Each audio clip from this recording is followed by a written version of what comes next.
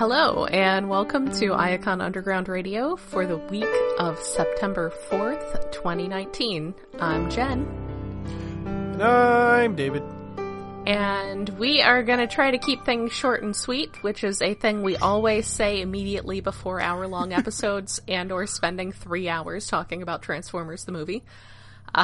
Yeah, well, our problem usually is that it's weeks between episodes, and then we have to play catch up, even if we skip things. But this week there's one comic and there's 2 bits of news. Yep, I've been promising that with my work situation evening out, that would, hopefully we would be getting more episodes in, and hopefully that's going to keep happening. So yeah, we've got a little bit of news, and then we got a little bit of comics. Do you want to talk a moment about, I don't know, did you find anything, David? Because I need to brag, like toys. Oh, toy! Oh, shoot! I still haven't opened the damn Slipstreams. Wait, I'll. What are you, Phil? No, Well, my normal thing is I don't open a toy until after I finished editing a podcast. Mm-hmm. The problem with that is I don't tend to finish editing a podcast until really late at night. So I'm tired. I understand. Or at that point, it's like I want to go watch a video or play a game or something, and then I just forget to open a toy. But you go on while I make some noises in the background and open my a Slipstream. Okay. I had to make a deep cut there to our friend Phil from Ouija, who I think it was mostly around like the Unicron trilogy era, would just like buy a bunch of toys and they would still be in his trunk like weeks later because he had bought them and never actually at least played bring with them in the house? Yeah, it's hot here. He lives in like the northern Midwest. It's too hot here for that. So yes, again, if you have followed me over on Twitter at WreckerGen, which I am not just using to plug my Twitter, but maybe a little bit. So, as I mentioned with my new job, and this was sort of why I was like, hey, I should go ahead and talk about this, because I mentioned my new job. My new boss is a bit of a thrift shopper himself. He likes to refurbish old game consoles and that sort of thing. And so yesterday, on Friday, he was like, he had pulled something up on his computer and was like, hey, so I saw one of these at the thrift store over by the hospital, because there's here in town, there's like a charity thrift store that's associated with the hospital. It's not like a Salvation Army or anything, or a Goodwill, it's just like the hospital one. And it was like $5, and he's got like one of the Reveltech, one of the movie Optimus Primes, and he was like, and he's like, oh, it had like all this like Chinese on the package, and I'm thinking, dude, you know what Japanese looks like? You deal with video game consoles. But yes. Anyway, I think he was just he saw Asian writing and sort of thought that might indicate that it was a knockoff of some kind, but then in this case it is actually Japanese, which can still be a knockoff, but not as frequently as we used to call them Chinese exclusives. Those were the really crazy ones. Those always had extra chrome Gundam heads with them. So yeah, I went over there and yeah, he was like, and I thought of you because it had come up already that Transformers is like my main focus. So yeah, I went over there today when I went out to run errands, and sure enough, just like on the shelf with board games and basically just other boxed stuff, was just, not even just the regular Reveltech movie Optimus Prime. It's the Dark of the Moon one that comes with the wings, so it's like the deluxe one. Big Bad Toy Store currently still has this in stock for $100. I was sort of a little like, it was still a little roulette, because basically the entire end flap I'm assuming probably what had happened at some point was it slid up against something badly and tore at the edge of the window. And whoever had it just tore the rest of that end of the box and the end flap off. But then when I got it home and opened it up, it looked like the toy itself had never even been out of the bubble. It still had the little very thin sheets of plastic that they put in there to protect the paint job from rubbing up against the bubble. Yeah. So yeah, the baggie that the stand came in was still sealed. There's like a little cardboard backdrop that was, looking a little sort of warped from, the package being busted up. But yeah, that was like an absolutely ridiculous thrift store find. Like, who drops their Reveltech stuff off at a thrift store? Somebody who really needs money, somebody who accidentally got two, or somebody that died. It's a more thrift likely. store. Yeah, Well, it's a thrift store, so... What's a thrift store, then, exactly? It is a place where you do not get money for your things. Oh, what the fuck? Okay, somebody must have died. Someone donated this. Yeah, I'm thinking it was either an ex or a mom or... Yeah, maybe something left behind in an ex's house. But yeah, and that was the only one. There wasn't any other Transformers stuff that I saw. It was just this one random deluxe Jetwing Dark of the Moon Optimus in a busted box, but otherwise, mint. It did take me a minute when I was tweeting about it. It took me a moment to remember that this is not the version of Optimus Prime with the horrifying necromancy Jetfire wings. Oh yeah, that one. This is from Dark of the Moon, so this was when he had the wings and then got tangled up in a bunch of cables for like an entire goddamn hour of yeah, for like the entire third act. Yeah. So and that was kind of embarrassing for him. But yes, so that was wild. Check your thrift stores, folks. You never know when somebody really pissed off their ex. So anyway, have you gotten that Slipstream open? Yeah, and it has like a waist spinning gimmick, which is kind of neat but a little weird. Her arms are very short compared to really long legs. The colors are bright and ridiculous, like her legs are like bright pale blue. The rest is mostly purple with a bit of sort of maroonish purple, pinkish arms. The transformation is garbage though. Which size is this? I think it's the Warrior class, I guess. Is it the deluxe-ish? Size? Yeah. Okay. The cheapish looking deluxe. It's okay. The robot mode's okay. I don't. Cheapish.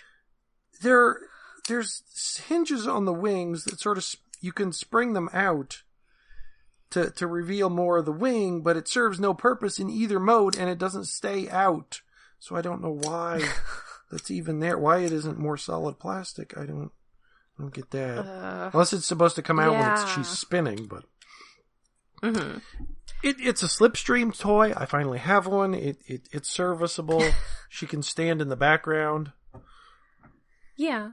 You don't notice how bad Cyberverse toys are if they're behind a bunch of other toys. Yeah, in volume they're okay, but for a single one for the price, they're not great.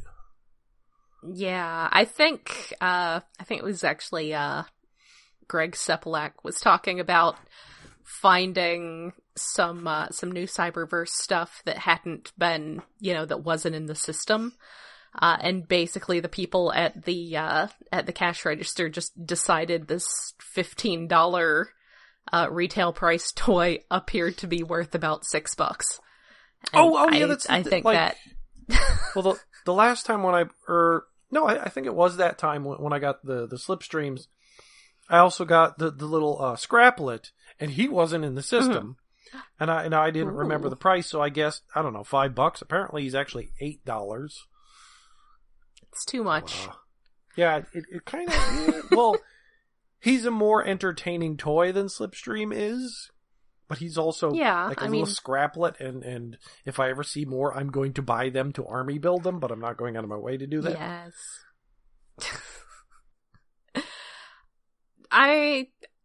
It is nice that Cyberverse is just bringing, like, we get a new Skybite toy, and we get that, so, that's cool at least.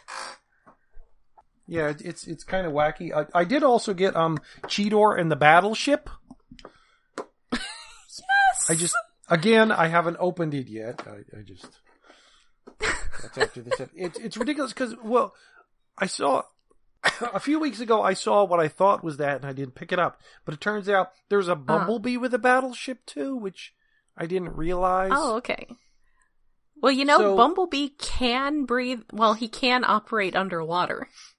Yeah, according to, like, some obscure thing from his G1 tech specs. Yeah, it's just strange that in the same size package, with it may even be the same boat with just a different head... There's Bumblebee with a battleship, and there's Cheetor with a battleship. 2 yellow guys with a battleship. Duplication of toys. It's a strange thing that Transformers doesn't usually do. The same color scheme, same size, like right after each other in toy waves. Same bizarre. Basic character role. Maybe that not too. It's as much odd. As if it was as Bumblebee was a hot rod, but. Yeah. Also, wasn't there a picture, I'll have to keep an eye out, from, like, the Cyberverse Season 2 trailer that was, like, Rodimus and Cheetor and, like, one other of those characters in a shot together. Was it Bumblebee or was there a hot shot, too? It was something, it was like 3 or 4 Bumblebee hot rod characters all together in one place at the same time, and it was like, I mean, that could make for a really funny episode, but it just seems like you're overloading the cute yellow kid appeal character there, guys. Yeah, settle down. But there are apparently a few new episodes of Cyberverse out now for streaming. 4 episodes on YouTube right now, I think. Okay. I will have to check those out because I did watch Season 1, and I have a new phone. And I find that Cyberverse is exactly the sort of thing that is good for watching on a phone. Because it is short, and it is acceptable to watch at that scale. Yeah. It just... I don't think I could watch, like, live action on a phone, but Cyberverse is perfect for watching on a phone. By which I mean it's not that great. I guess we will not be discussing those episodes in depth because you have not watched Season 1. No, I'm intentionally not watching it because I want to be surprised when we ever get to it in episode reviews, and although we may have fun trying to find the episodes by that time, because I don't think even the Robots in Disguise episodes are all available to watch anywhere. Legally. The archivist in me is getting very upset about that. Yeah. This is why when I moved in 2017, I was throwing out VHS tapes of Armada. Because I had held on to those VHS tapes of Armada. I had taped Armada in order, and 4 episodes to a tape because they were in the higher quality. 4? Whoa. Because... okay, that's going too far. I would do regular or the lowest quality when doing that. No. Also, I'm cheap.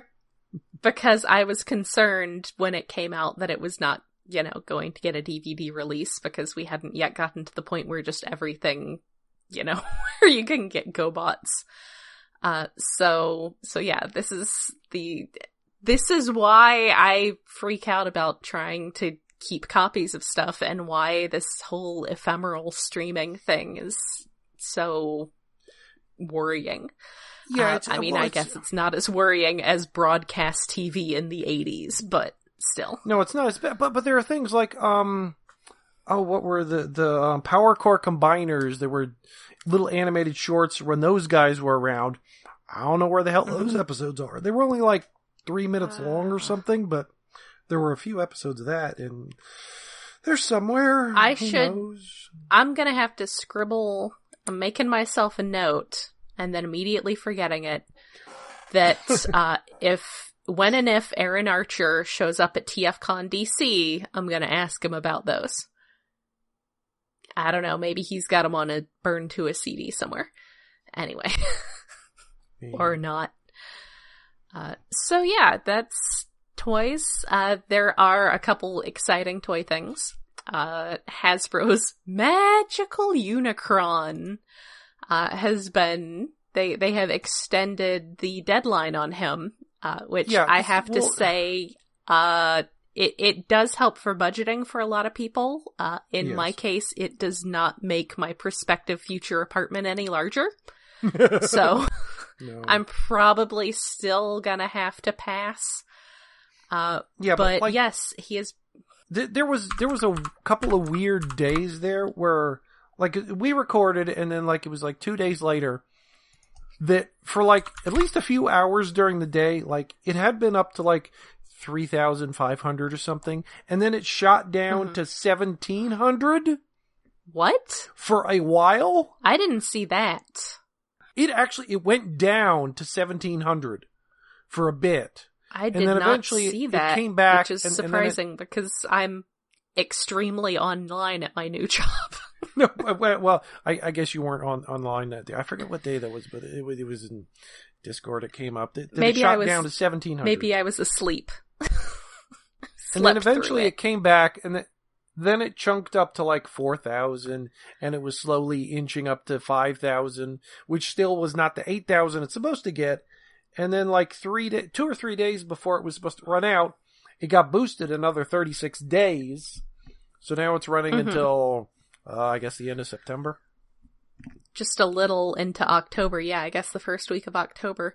I mean, I would assume, the jump from 3,500 or so up to 5,000 was probably them adding in this like 150 or 1,500 overseas and partner orders.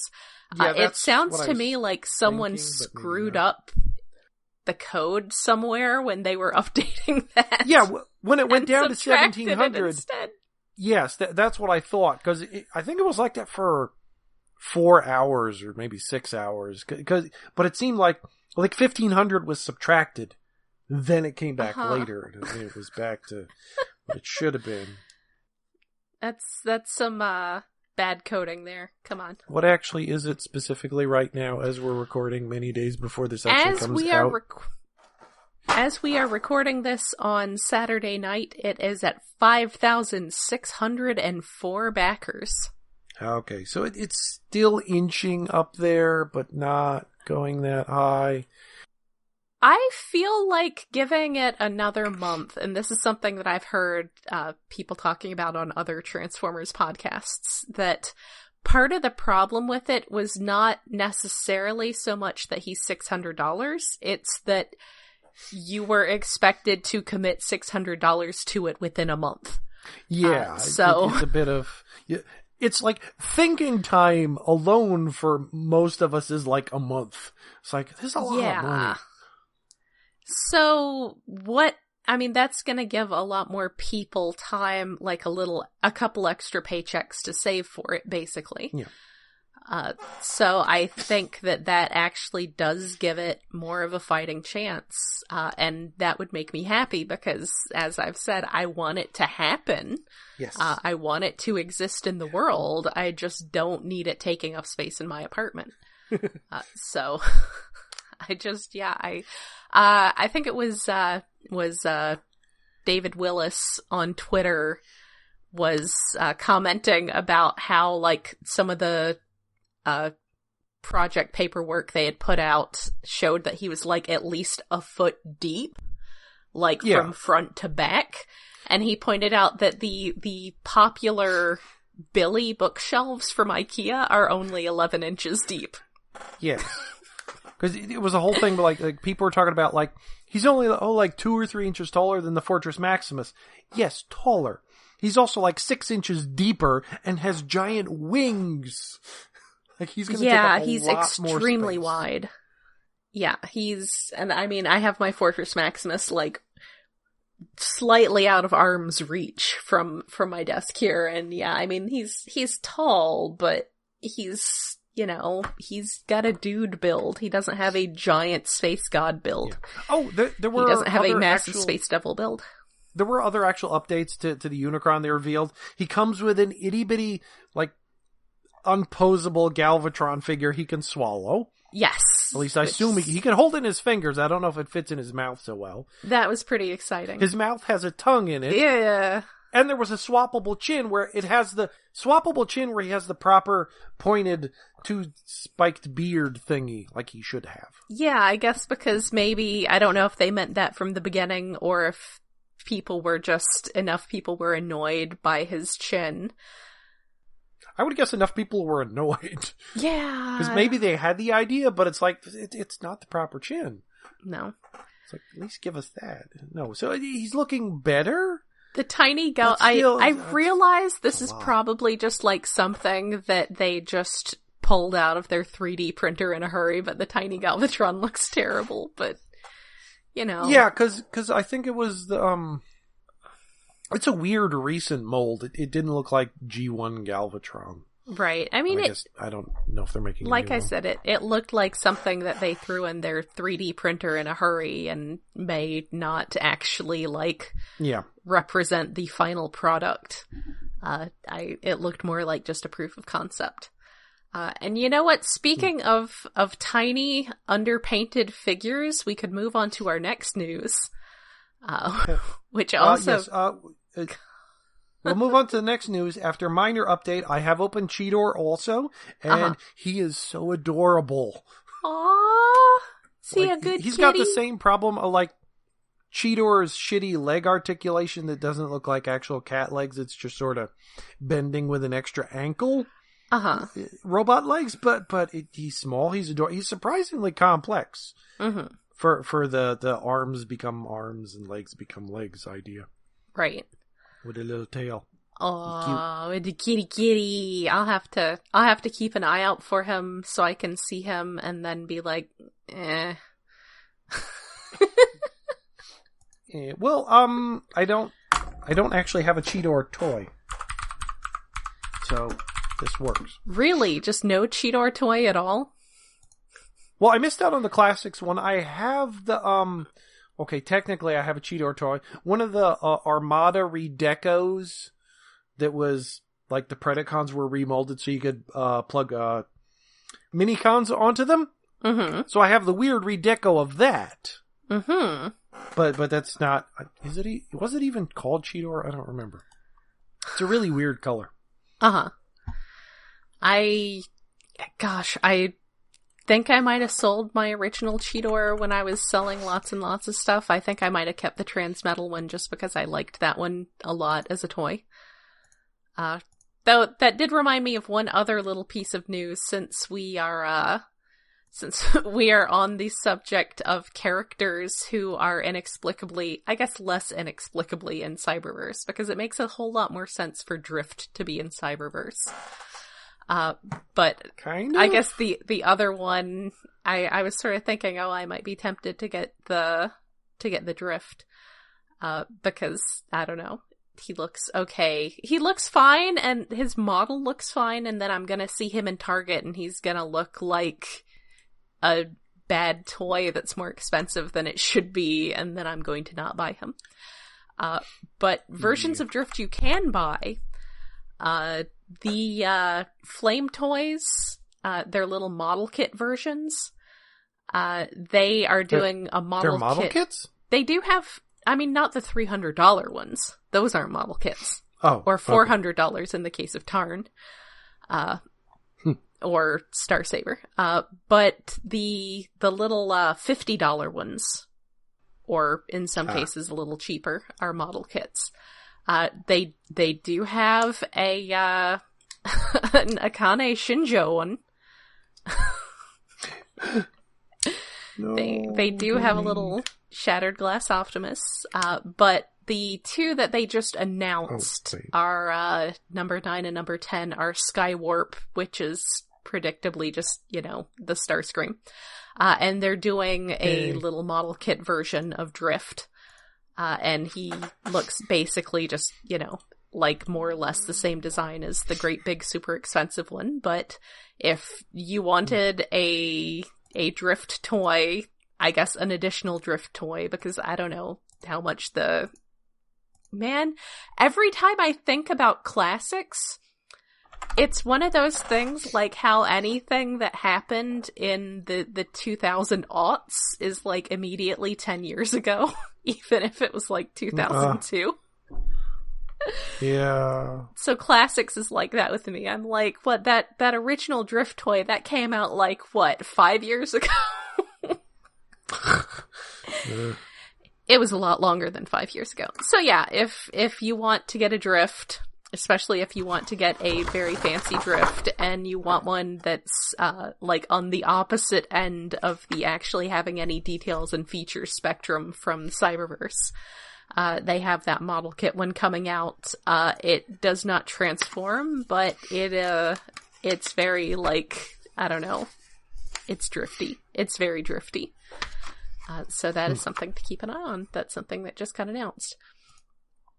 So yeah, the other thing, on the subject of underpainted, very small accessory figures, there is yet another Masterpiece Optimus Prime, that's going to be coming out. So this one is third or the fourth one?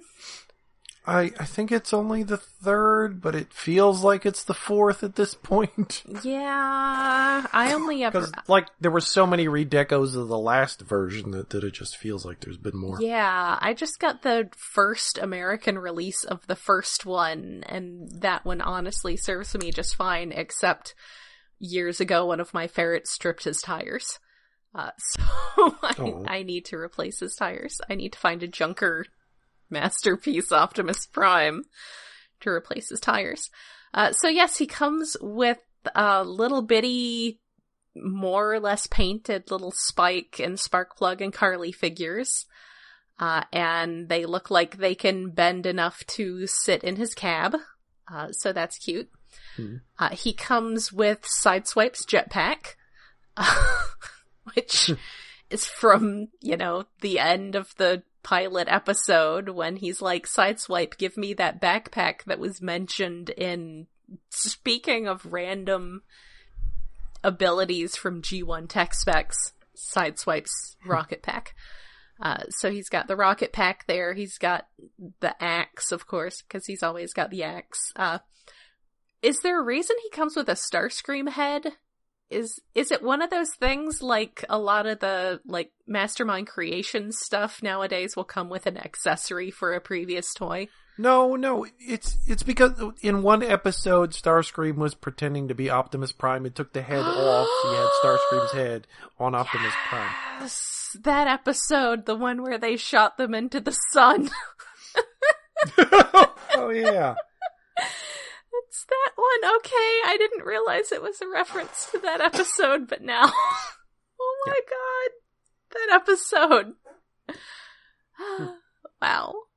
That was hilarious. That was such a bad episode. Anyway, references to much better episodes is that there's also a beaten-ass Dark Awakening head, which, an episode that traumatized me as a child.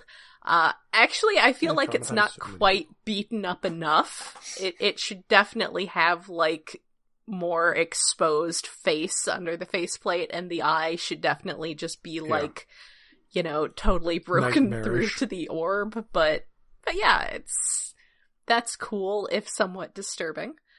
I didn't know that's what the Starscream head was for. Yeah, so you can have cosplaying Starscream. That was so bad because when he took off the Optimus Prime head, like, his shoulder things just came up out of nowhere. The main thing with this toy is it appears to be the same scale as the last Megatron they made. Mm-hmm. But the transformation of it seems really ridiculously overly complicated. Like, half of the sides of the cab fold up by this long armature into his cab. ridiculous. Like, there are pictures of, like, it looks like his chest is exploding all over the place when you're transforming him. Yes. Oh, there is a picture of him standing next to the recent Ghostbusters Optimus, and he's almost exactly the same height. But if you look at them, the newer one, like, his legs are a little bit longer and his torso's a little bit shorter, and it's just an extremely cartoon G1, just overall design.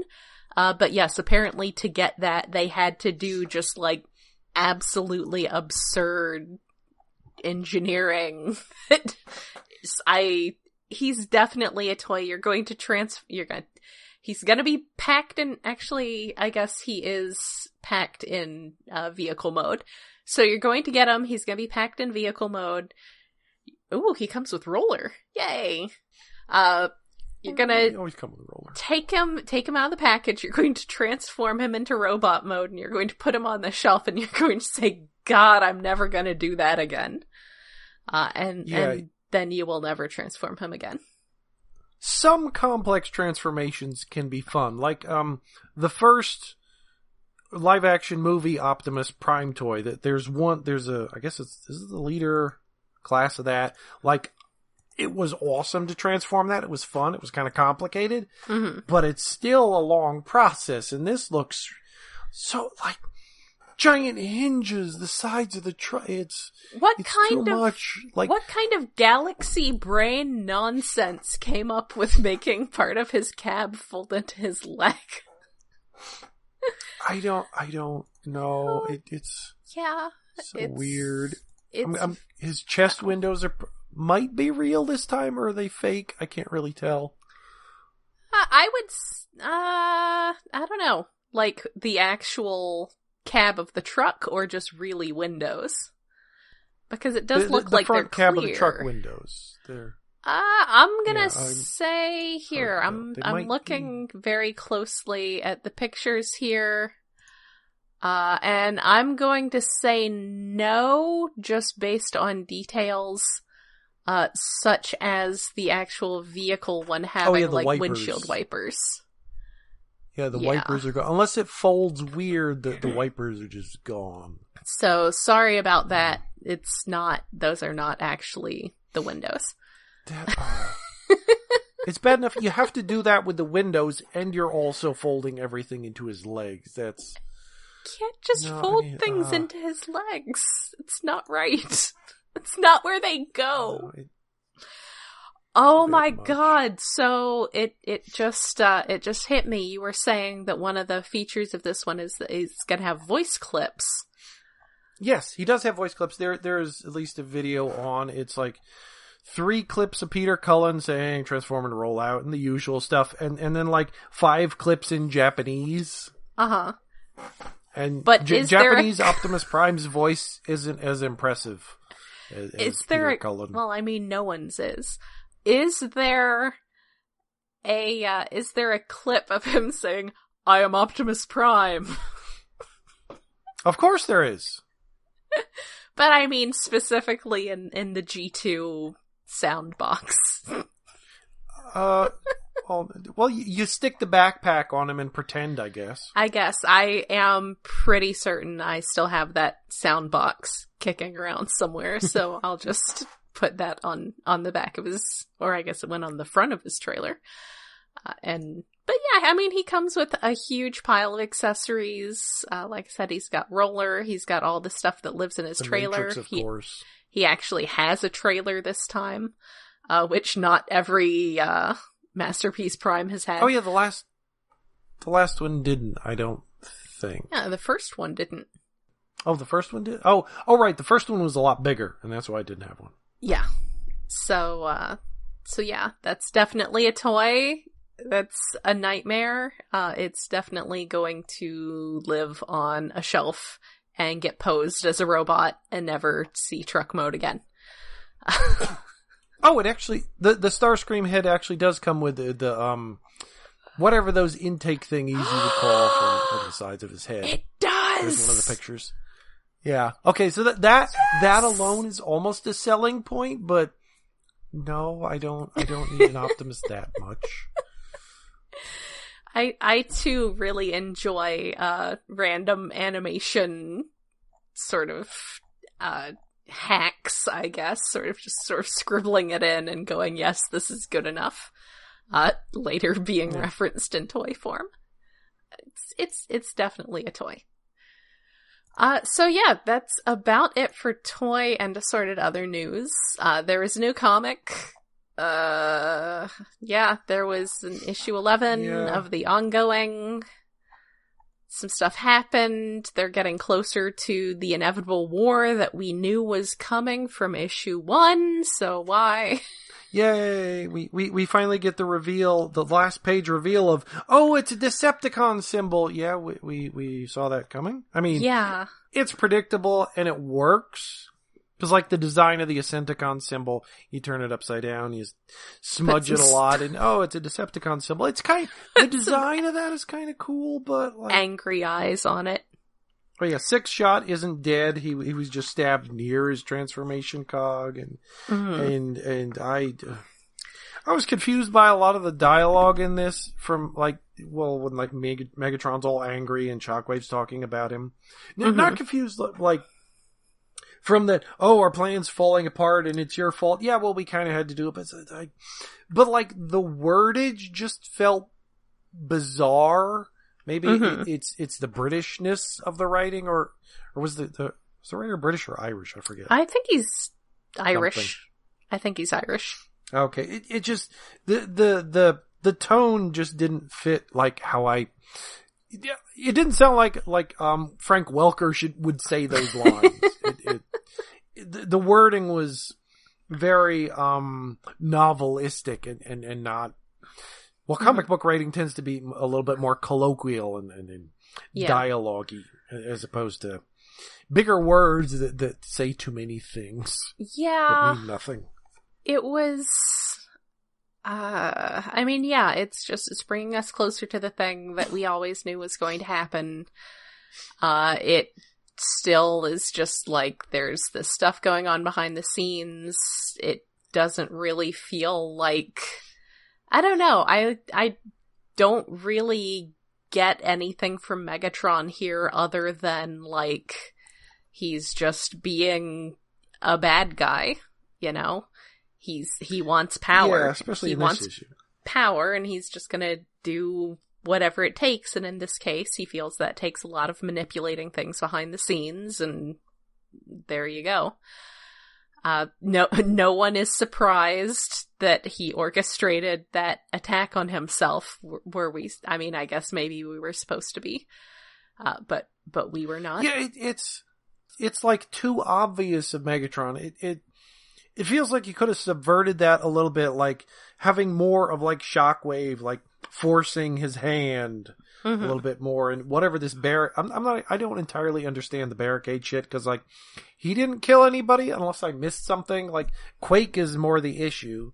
Right. Barricade's just he left the police force and like doesn't want to talk to them now, and like that's a massive issue now. It's I mean, he's basically feels like just it could have been done better. Yeah, I think honestly this entire series feels like it could have been done better.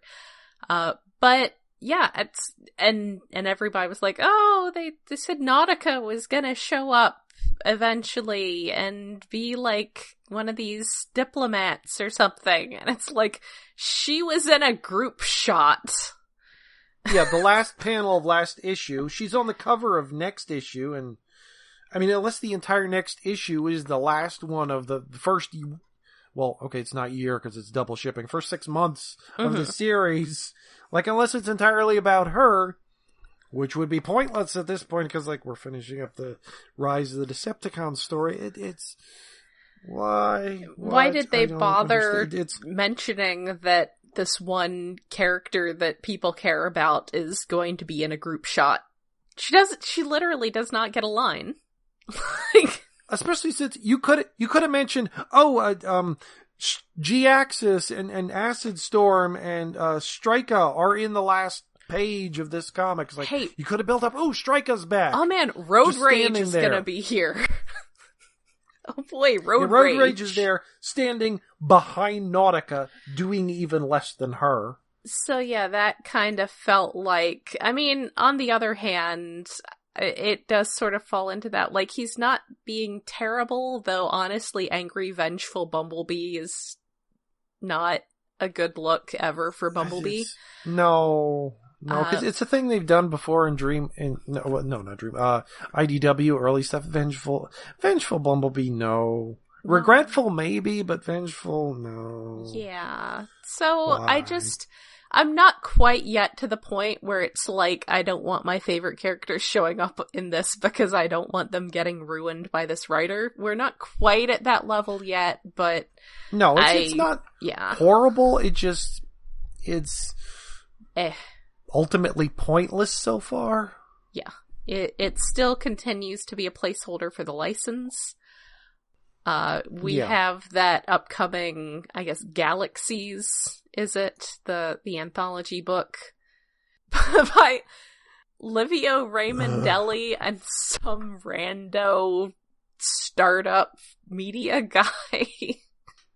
Yeah. The cover looks very nice, and it's about the Constructicons, so I should care, but it's Livio Raimondelli, so... At least when I do not care. At least when they humored Chris Metzen by letting him write things, he was someone who had some kind of fiction writing background. Oh my god, please bring Chris Metzen back. That would be fine. Let him write this. He's still not doing anything. Even if it's horrible, it would be entertainingly bad. I mean, he might be playing WoW Classic at this point, but yeah. Oh, he's probably just playing WoW Classic. And he's hanging retired. Out with some old friends or something. Aww. But yeah, I understand, like, wanting to have a, quote, celebrity writer come do some stuff, because they're like, yay, I want to write Transformers, and I'm an important enough... No, it's because IDW is trying to get him to buy them, is what it is. Yeah, it's like, he could surprise us, it might be good, but, like, I don't... Well, the problem is that, like, if you're Marvel or DC, it's easier to get a celebrity like, oh, here's a wrestler who wants to write a comic, let's let him do it. Here's a stand-up comedian who wants to write a comic, let's let him do it. Podcasters, yeah, but Transformers, there's less star appeal, I guess. Mm-hmm. Yeah. I mean, unless you're gonna get somebody who was in one of the movies in. Mm-hmm. Okay, it would be entertaining as fuck to read a 4-issue miniseries written by Shia LaBeouf. I have no idea what the fuck that would be. I don't think he would know. It would be extremely experimental. It's like that experimental. That'd be fun. Yes. Like his new movie's supposed to be really good. Yeah, maybe. So, yeah, I'm not really enthusiastic about any of this stuff, and I really need to spend some of my downtime at this new job rereading More Than Meets the Eye, and Robots in Disguise and the Optimus Prime series, Until All Are One, and the Windblade mini, and, good comics. Yeah. But that's the thing, is I don't want to hate stuff. I don't want to hate stuff. I don't want to be down on this comic. It's given me very little to be enthused about. Like the Cyclonus stuff is okay. Mm-hmm.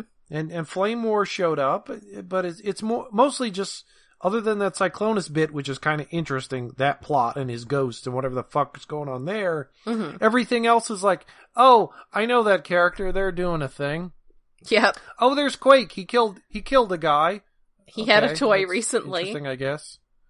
Yeah, he had a toy like 2 years ago. Yeah. Which is a lot of this comics, like, oh, here's a character who had a toy a few years ago. Like, on the cover of this is Elita 1, who, unless I'm forgetting a panel, wasn't in this issue at all. I think she might have been in some backgrounds or group shots. Admittedly, complaining about characters that are on comic book covers isn't, when there's multiple versions of the covers, isn't that much, but she's in, like, the Cybertron Thunderblast, like, toy looking version. Yeah. As opposed to the recent version. That's not great. No, it's like, I want to be excited about Transformers comics again. Yeah, same. But I am excited about TFCon DC coming up in a little over 2 months, so yay! I'll have that to look forward to. So yeah, that is it for now. I guess this coming week there's also the next issue of Transformers and Ghostbusters coming up. I guess we'll see if we're feeling motivated enough to read it. And maybe I will read it. I don't know how much I'll have to say about it. Yeah, I will probably start on Cyberverse. I'm enjoying that one more, but it's inconsequential. Yeah, that's a good way to put it. Like I said, one of the best qualities of the Transformers 84 issue was that it knew it only needed to be one extra long issue. Yeah, it was just fun. Yeah, it was fun, and it knew when to stop. It knew it did not need to be a trade. So yeah, that is it for this week then. I am going to go unpackage this delightfully pristine $5 Reveltech Dark of the Moon Optimus. Dang. So, I wish I'd found that. Although I don't really like that version of Optimus, but for $5, yes, that is going prominently on my desk. Yeah, he showed it to me. I was like, I don't normally collect any of the movie stuff, but $5. Dollars, yeah. I'll buy that for $5. Yeah, everything has its price. Yes. So, and my mom anyway, made I some have to go comment pick a about battle how I don't chip have up off to... the floor. My mom made some comment about how I don't need to flip these things for rent money anymore, so I might as well keep this one. Yeah, especially, shit, you could get at least 3 times that price on eBay, probably more. Probably get, I would say, one that's verified as being from a US seller and not like a knockoff, probably at least $75. Ooh, yeah, maybe. I haven't looked at those, but it might be that much. So anyway, I'm going to resist that urge because I am not desperate for money at this point, and no. I do like the story of saying, hey, I found this at a thrift shop for $5, even if I cheated because I got tipped off. So yeah, that's it. I'm gonna do that, and then I'm playing some Fire Emblem, and you are doing some more Gundams tonight. Yes. And so we will return in another week or two. But until then, this is... Yes? Yeah, maybe 2. We'll see what our schedules are like. Yeah. So until then, this has been Jen. And David. Good night. Okay.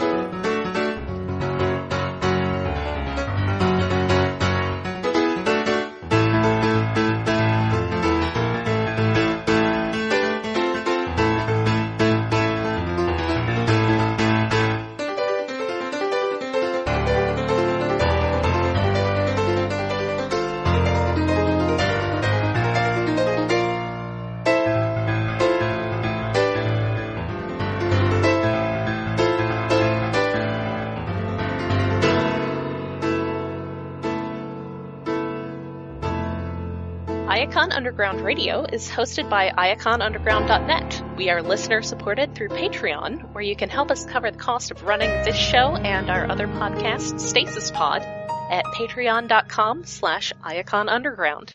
We are on Twitter at iaconug, Tumblr at iaconunderground.tumblr.com, and Facebook at facebook.com/iaconunderground.